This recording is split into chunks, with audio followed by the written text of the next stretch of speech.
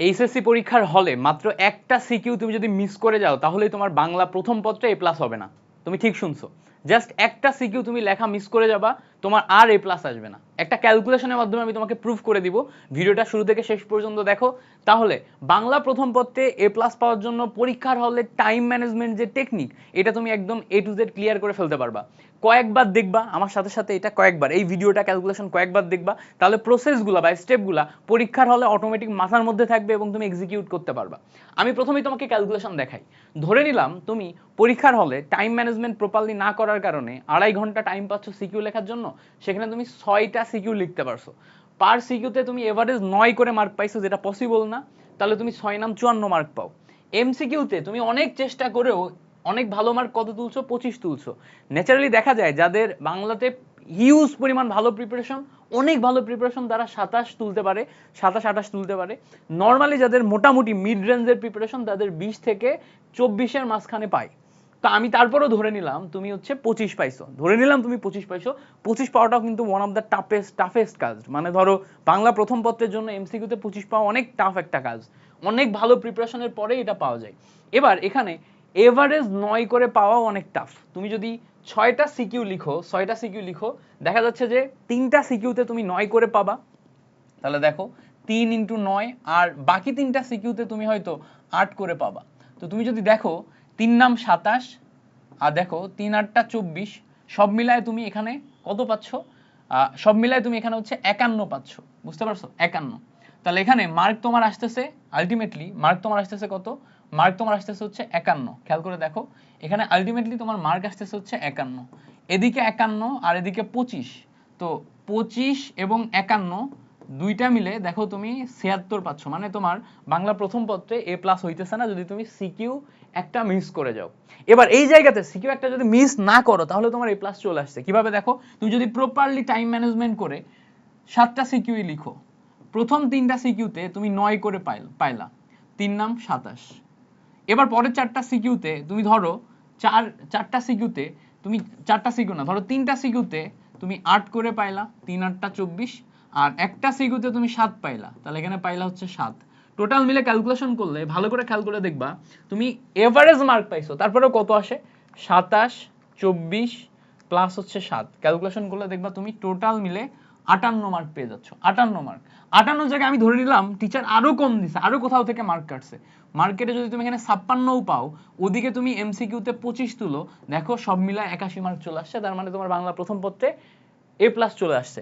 তার মানে তুমি অনেক ভালো করে লিখেও তোমার লাভ নাই, তোমাকে কভার করতে হবে। মাথায় রাখবা, সিকিউ অনেক ভালো করে লিখেও লাভ নাই, সিকিউ কভার করতে হবে তোমার হচ্ছে যে এ প্লাস পাওয়ার জন্য। এবার ধরো সিকিউ 7টাই কভার করছো, ভালো করেও লিখছো, সেই ক্ষেত্রে যদি তোমার এখানে সিকিউতে মার্ক বেশি আসে, মার্ক বেশি আসলে তোমার এমসিকিউতে 25-এর জায়গায় তুমি 21-22 পাইলেও তোমার এ প্লাসটা বজায় থাকবে। তো সেই ক্ষেত্রে এমসিকিউতে ডেফিনেটলি 25-এর কাছাকাছি তোলার ট্রাই করবা, 25-এর বেশি হলে ভালো। আর সিকিউ এর ক্ষেত্রে 7টাই কভার করবা যত ভালো করে লেখা সম্ভব হয়।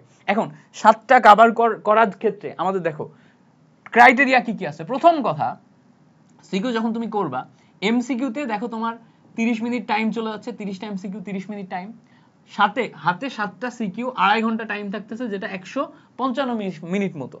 তো 155 মিনিটকে তুমি পার সিকিউ আকারে যদি ভাগ করো, পার সিকিউতে টাইম পাও তুমি হচ্ছে 21 মিনিট 42 সেকেন্ড। 21 মিনিট 42 সেকেন্ড, এই 21 মিনিট 42 সেকেন্ডের মধ্যে মানে 21.42 মিনিট, এই 0.42 যেটা 0.42 ধরে নিলাম হচ্ছে 60-70 সেকেন্ড, বা ধরে নিলাম 1 মিনিটই, এই 1 মিনিট তুমি দিবা হচ্ছে সিকিউটা বোঝার জন্য, উদ্দীপক পড়ার জন্য, উদ্দীপক পড়ে সিকিউটা বোঝার জন্য। আর টোটাল মিলে তুমি পার সিকিউ লিখবা হচ্ছে 20.5 মিনিটে। তো তোমার একদম প্রথম সিকিউ থেকেই টার্গেট থাকবে, তোমার হাতে যে ঘড়িটা থাকবে, সে অ্যানালগ ঘড়ি হোক আর যেই ঘড়ি হোক, অথবা রুমে যে ঘড়িটা থাকবে, প্রথম সিকিউ থেকেই তোমার টার্গেট থাকবে 20 থেকে 21 মিনিটের মধ্যে প্রত্যেকটা সিকিউ লিখতে লিখতে যাওয়া।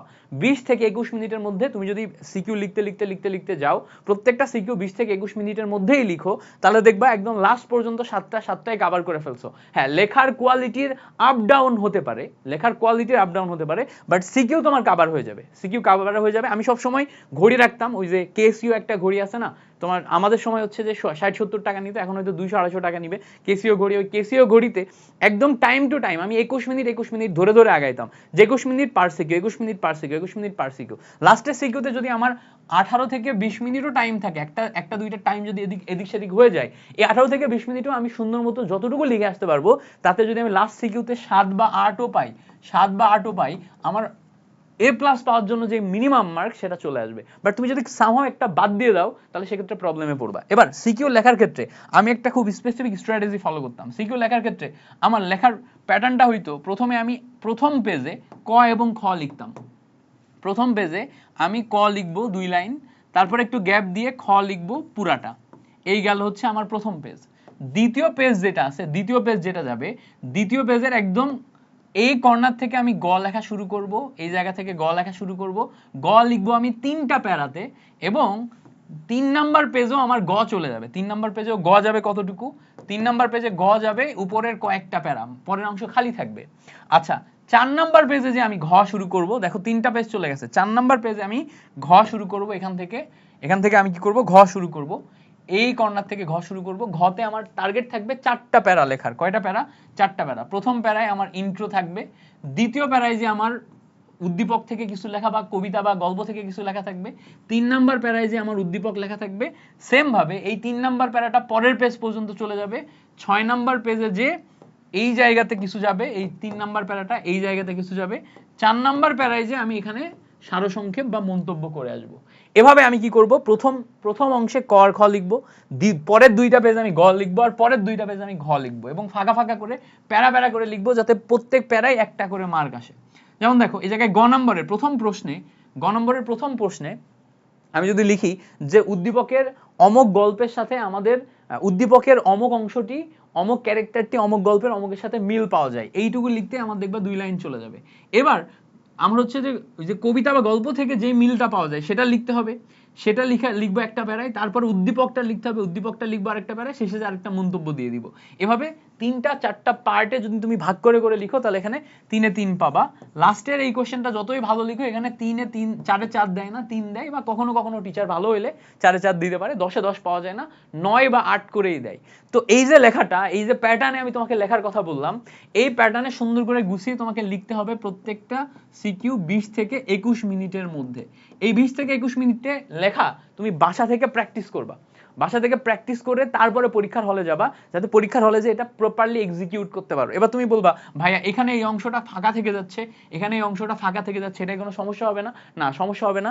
এই যে অংশটা ফাঁকা থেকে যাচ্ছে, এই অংশটা যে ফাঁকা থেকে যাচ্ছে, যদি লাস্ট মিনিটে যে তুমি কয়েক মিনিট হাতে সময় বাঁচাতে পারো, কখনো কখনো বাঁচে, কখনো কখনো দেখা যায় বেঁচে যায়, লাস্ট মিনিটে বাঁচাতে পারো, তাহলে তোমার যেই প্রশ্নটা মনে হবে এই প্রশ্নটা আমি একদম উইক লিখছি, এই প্রশ্নটা হাতে লেখা খারাপ হয়েছে, এই প্রশ্নটা সমস্যা হয়েছে, ওই প্রশ্নটাতে যাবা, যে ওই প্রশ্নের এই ফাঁকা অংশে আরো কিছু লাইন, রিলেভেন্ট লাইন যেটা তোমার মাথায় আসবে, সেটা তুমি লিখে দিবা।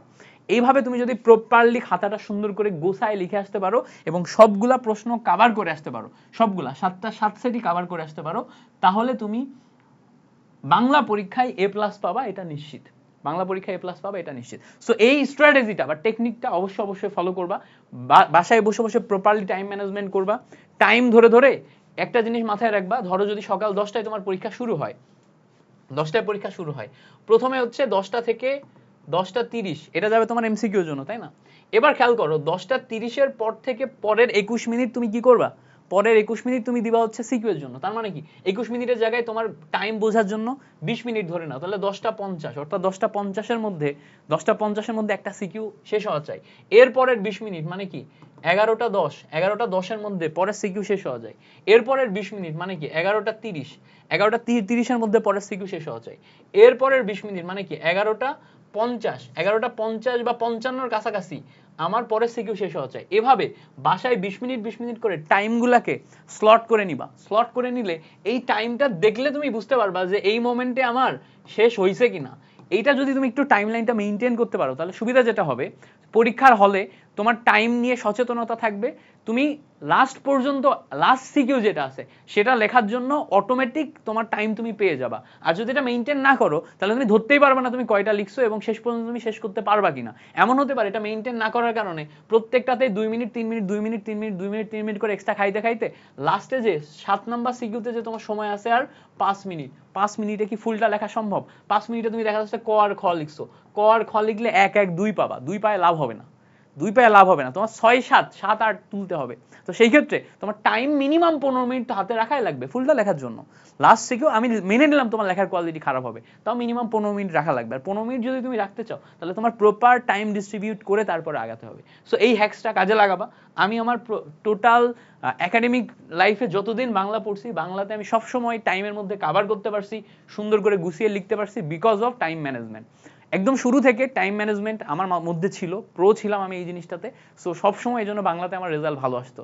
সো তোমরাও এই জিনিসটা মিল্টন ভাইয়ের থেকে শিখে নিছো। আমি জানি না তোমরা নিজেরা অ্যাপ্লাই করছো কিনা এর আগে কখনো, যদি অবশ্যই অ্যাপ্লাই করে থাকো, আগে থেকে জেনে থাকো, তাহলে কমেন্টে জানাবা ভাইয়া হেল্পফুল ছিল, থ্যাংক ইউ সো মাচ। যারা আগে থেকে প্র্যাকটিস করতে তাহলে মানে আগে থেকে প্র্যাকটিস করা ছিল তারা লিখবা ভাই আগে থেকেই জানতাম, এভাবেই করি।